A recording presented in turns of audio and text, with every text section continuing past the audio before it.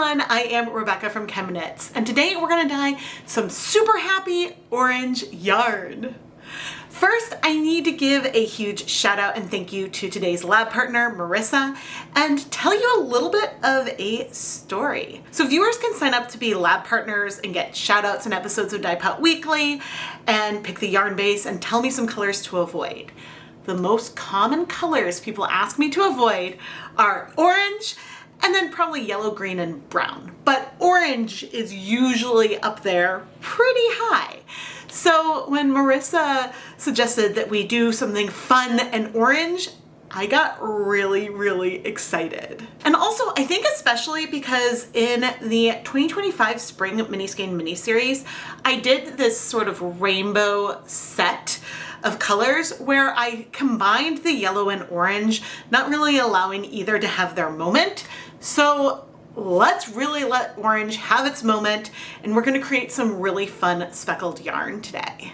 As of right now, I have not yet decided if I wanna do immersion speckles or countertop speckles. I'm leaning towards immersion, but our yarn base today is Knit Picks Felici fingering weight sock yarn. This yarn is 75% superwash merino, 25% nylon. If you want to learn more about the yarn base, I will have links and affiliate links down in the video description.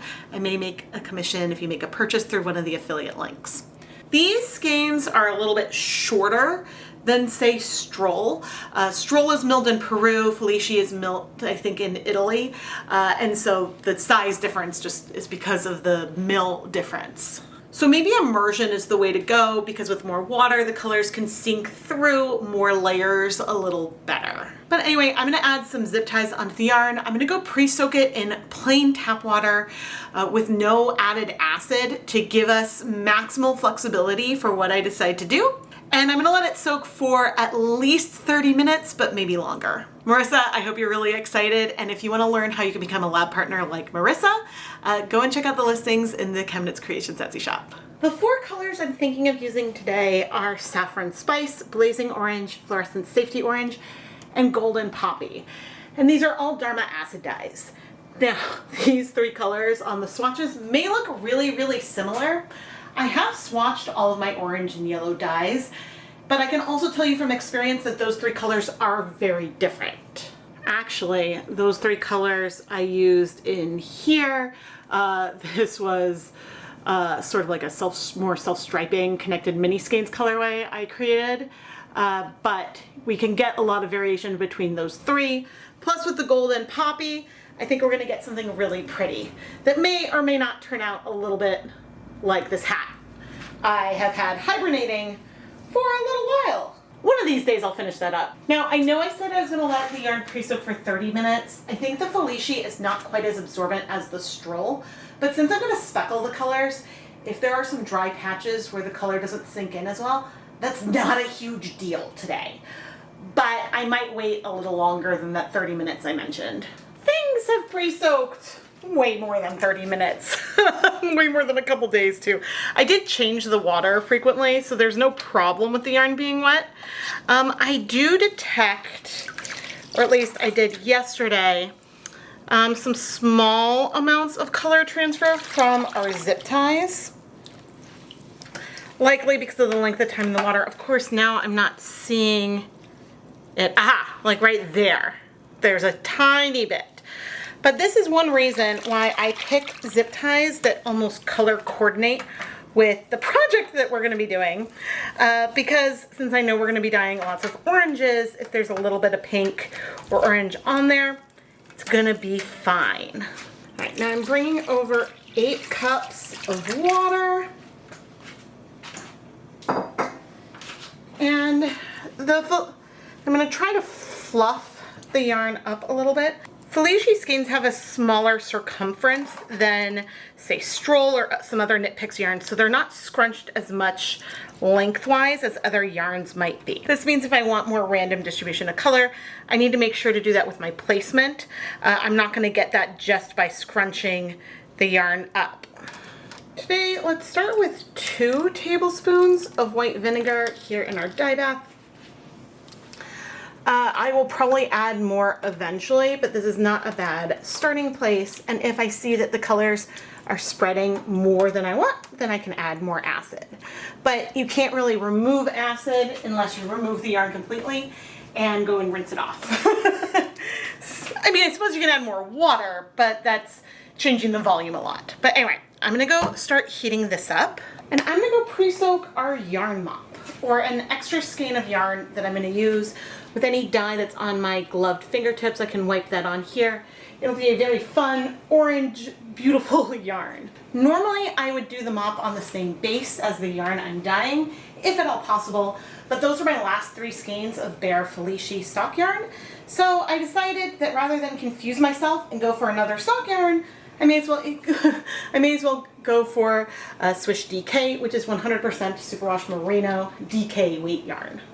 So anyway, I'm gonna just wet this in some water with a splash of vinegar, and then it'll be off camera as we need it. Everything I'm using is dedicated for dyeing yarn and never used for the preparation of food. We're across 2 burners on my gas stove right now, and I think we're ready to begin. I'm now wearing my deluxe rubber respirator mask, safety glasses, and gloves. Editing Rebecca quickly popping in. I think you're about to see that maybe in the week that I let the yarn pre-soak, I forgot my plan was to do straight immersion speckles, and I decided to let the colors speak to me in a slightly different way. So let's have fun. Clearly, I know the result and how everything turned out in the end. But you don't know that yet. And don't worry, eventually I'm going to add more of all these colors. But for now, I figured we'll start with just like a little bit of each of them to see how they're going to behave so then I can come up with a plan. So I started with the golden poppy. This is some fluorescent safety orange right here. I'm going to go wipe this dye on my fingers onto the yarn mop, and then I will dry them completely before we go into the next color. Okay, I added a lot more dye. That's a big section. We will eventually have some of each color on each of the skeins. Okay, blazing orange. And the dyes may not go through all the way. And then finally, saffron spice. Which, it's funny, right now, it doesn't feel like there's a huge difference between the colors. There's definitely a difference, but it doesn't seem massive. But it's all going to be very orange and fun. Okay, here's what I want to do. We're getting some decent spread of all the colors, so I'm going to add 1, 2, 3 more tablespoons of white vinegar. And then I'm going to come in with a lot of golden poppy. I know that this color is a bit more yellow than some of the others, but I think I'm excited for it to be like our main color here. But we'll see as we move on. Working it through. It's okay if we have some speckles left on here, but in general, I'm trying to work these colors through a bit, but some of it may strike a little faster, especially over where I added the vinegar. Okay, I'm going to try to be a little bit lighter with the safety orange, but I'm also doing a bit of it all over. I mean, everything I'm going to do all over. And who knows, maybe I'll transition into doing more actual speckles with the saffron spice. I haven't decided yet. It's a fun thing with playing with color and giving yourself time to see where things are going. Ultimately, I mean, this, oh, look at those pinks from where I think our fluorescent safety orange has broken. I feel like a lot of these colors today have a lot of similarities to them, and none of them are that dark. I mean, saffron spice, this is some blazing orange, is on the muted side, but it's not like that pigmented. It's not like the way navy is to blue or anything like that. Part of me is regretting that I didn't want to let blazing orange just stick around as speckles, that I'm working it through. But I am, I think, going to turn saffron spice into some more speckles here, because I kind of like that effect. Now, I'm going to reduce the heat from medium to low to remove some more of that steam. Okay, now I'm speckling on with the saffron spice. Some of this color may spread down through the layers, and that's okay. We've been spreading a lot of things out here today. But because I'm pinching up a little color and letting those little specks fall onto the yarn, we should still end up with visible speckles, but it's going to be a little bit subtle because everything here is orange on orange.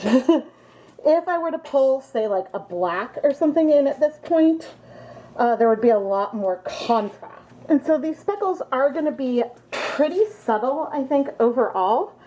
But it depends on how dark, how much of that dissolves and stays in one spot versus how much it moves around. But now I'm going to let everything sit for, let's go ahead and do 10 minutes before we flip the yarn and dye the other side. And that's just to give these speckles as much time to dissolve and set before we move the yarn and blend out those colors. I still see speckles, which is great, and I can do a little check to see how they're doing before we flip. And some of the color spread a little bit as I touched it, but most of the color is in our yarn, which is fantastic.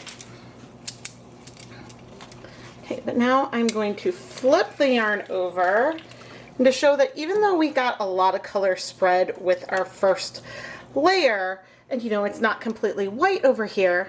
Where's the zip tie? I always try to lift by the zip ties to avoid tangles.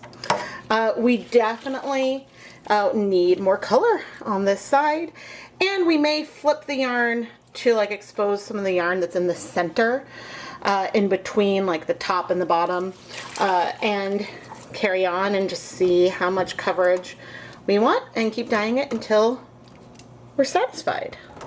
I know I already mentioned having dry fingers, but it's really important for your gloved fingers to be dry before you go into the container of dyed powder. If they're damp, not only will you get a lot more dye sticking to your gloves, but you'll be introducing moisture into the powders, which can cause it to clump and become harder to work with. And so it's worth having like a paper towel or a rag that you might wash and reuse to dry your gloves, and not a lot of color will get on it if you have a yarn mop to absorb all of that excess color. On our yarn, I added mostly golden poppy and fluorescent safety orange, spread those colors out, and then brought over a little bit of blazing orange to spread, followed by our saffron spice speckles. I waited about 10 minutes before moving the yarn and adding more dye as I saw fit. After the second flip, I knew I wasn't going to add as much of all the colors. Maybe we're just going to add some saffron spice speckles, but I sort of repeated this process until I was happy with the coverage we had all over the yarn. It has now been about 10 minutes since I last added dye, and I'm just going to flip the yarn over, mainly because that'll get any dye powder that was on top, make sure that it gets wet so we can make sure things get set really nicely. I don't feel like on camera you can appreciate the subtle variation in dimension that we have to this color. It is stunning. So we can finish heat setting our yarn. I always like to do about 30 minutes of heat, and you know what? Here is just some water with acid that I had sitting to the side. I'll add that in just to increase our volume of water. That shouldn't cause any harm or anything, and will mean that we're less likely to burn anything. The water level was not that low, but if you ever forget to set a timer or something, sometimes for the last little bit of heating, I like to add more water. Now, there are times when you may not want to do this. There are some colors that when they're in an immersion situation, they will bleed, even with acid there. And so then you can end up with some back staining or some color spread over the yarn. That's not a problem in this circumstance because we have orange all over the yarn. Some more spread and blending isn't gonna hurt anything, but some greens, pinks, and blues will spread and spread and spread, and so you just wanna keep that in mind. Let's remove the yarn from the dye bath. And while I'm still like excited about the dimension in here, it is really subtle, and I thought we were going to get something that was less solid, but I have a feeling it'll be interesting. I'm so glad I added those speckles. I have a feeling it'll be really interesting to look at it under a black light. I wonder if it'll glow. But now I'm going to come in with our yarn mop, which has, again, a lot of dimension from all these different colors. And we're going to see some spread. Sometimes with these yarn mops, I choose to steam set them. Other times, depending on the setups I have going on that day, I'll add it to an immersion dye bath to heat set this way. Even though this will blend the colors a bit, you saw some bleeding, but it's going to be really pretty tonal and orange. And so I'm going to let this heat for 30 minutes while the other yarn is cooling. We ended up with a lot of spread. A lot more than I was expecting. Interesting. I mean, I know fluorescent colors can be bleeders, but I don't think I was expecting to lose so much of the white. I thought that it would be pastel, but this actually is telling us something now about our other colorway that we dyed immersion style, and the reason why we have very subtle low contrast is because something in here spread. There's a little bit of yellow left in the dye bath. I'm not going to worry about that. I'm just going to go ahead and set this yarn aside to cool completely, so then we can start washing everything. We learned something here, because when I was talking about back staining and colors spreading back out, I mentioned some colors that I know do this, some blues, pinks, and greens. I suppose I didn't list the color names, but there's some I know will do that. But I don't know which of the oranges is the one that did it. But the fact that one or more of these colors spreads a lot is a good thing to know, because if I want to have more contrast and variation in the yarn, then maybe I want to do something on the countertop and blend the colors out by rubbing it and not exposing it to a lot of water, so that way the colors can't spread. So something to think about for sure. Let's wash all 4 skeins of yarn together. I always love when I learn something in a project. I mean, I suppose you could say I learn things from every project. I'm adding some dish soap. We're using Blue Dawn today. I definitely learn things from every project I do, but there are times when I make an observation that maybe will stick and explain things that I've seen in the past, but maybe couldn't quantify. Oh yeah, and we got some bleeding. And we know it's not the Blue Dawn, because it's very, very yellow. Now, I have had bleeding with some yellows and oranges before, and given that the dye bath, after we put the yarn mop in, was still very golden, the color being there wasn't a huge surprise. So let's fill this up again. Oh man. Okay, already the color is way, way, way better. I mean, squeezing it out is some more. I mean, this isn't causing the color in the yarn to decrease. Now, I've had some questions from people recently about color bleeding and if eventually all the color in the yarn is going to wash out. And no. You can have some color bleeding on yarn and it can affect the color, and you can see a color rinse out. I've had that happen when blocking commercial yarn before. But a lot of times if you have some yarn and there's some bleeding, it's rinsing out excess dye or dye that's unbound, but that's not gonna undo the dyes that are bound. Now, what can cause fading in your yarn, the thing that's most likely to cause fading, is light. Each acid dye molecule, companies usually give them a light fastness rating. And these aren't numbers that I pay attention to very much, but I have observed fading in a winter hat I dyed for myself with commercial acid dyes. And since I wear it all the time in the winter, it's exposed to a lot of sunlight. And so, yeah, I think that that's a bigger place where you're more likely to see fading, because I don't think I've washed that hat since I made it. But there are times when I see a lot of bleeding and I get very concerned, and times when it's really quite light compared to the saturation of the yarn, and I'm not as worried because it's getting better. I'm gonna rinse this a few more times off camera and then pop back in. It has been a few rinses and we're basically clear. So I'm gonna go ahead and put the yarn through my spin dryer and hang it up to dry. But I really like showing the washing step. Let me squeeze out this last little bit of yarn so you can see. I like showing the washing step because most of the time it's boring and nothing happens. But occasionally something happens and I don't want you to freak out. So yeah, let's go look at the dry yarn. You know, when I planned to dye up this colorway, I envisioned something that had a little bit more contrast in the background color.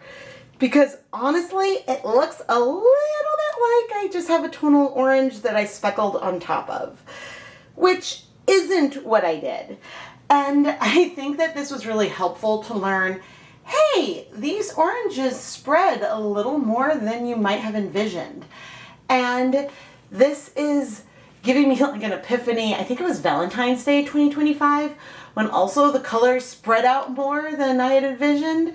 And yeah, I guess that's just something I need to keep in mind.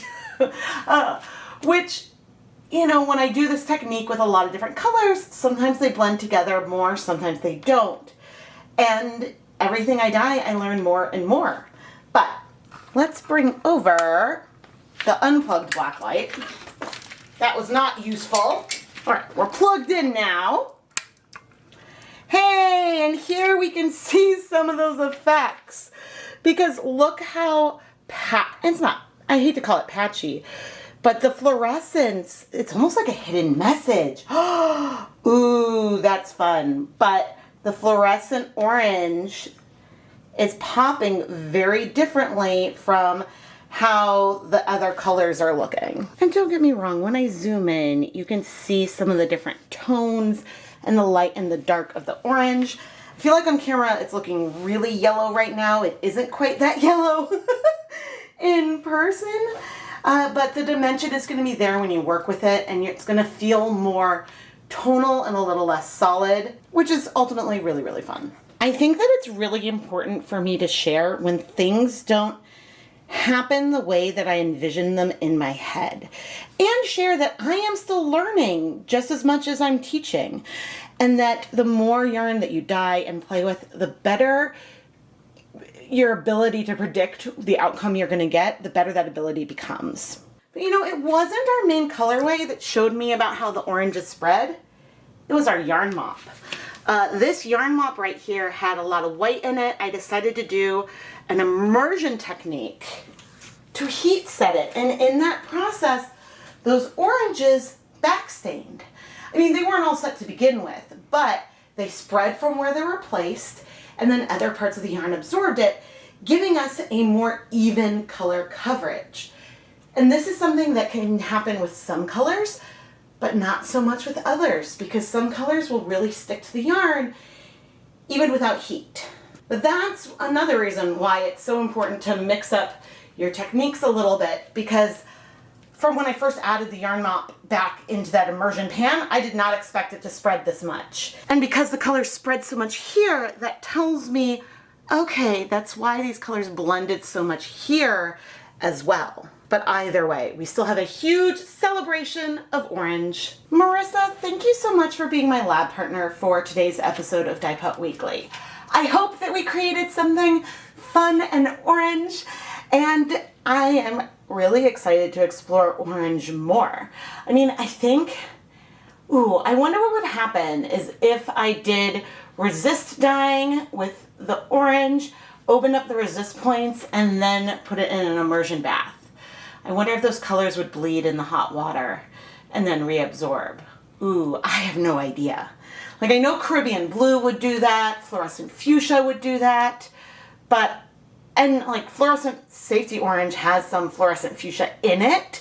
That's one of the pigments in there, but I honestly don't know. If you want to learn more about how you can become a lab partner like Marissa, go and check out the listings in the ChemKnits Creations Etsy shop. And if the lab partner listing is sold out, please message me on Etsy and I can add you to a waiting list to let you know when more slots open up. I am Rebecca from ChemKnits. Please subscribe and turn on notifications so you never miss a new video. And thank you so much for watching.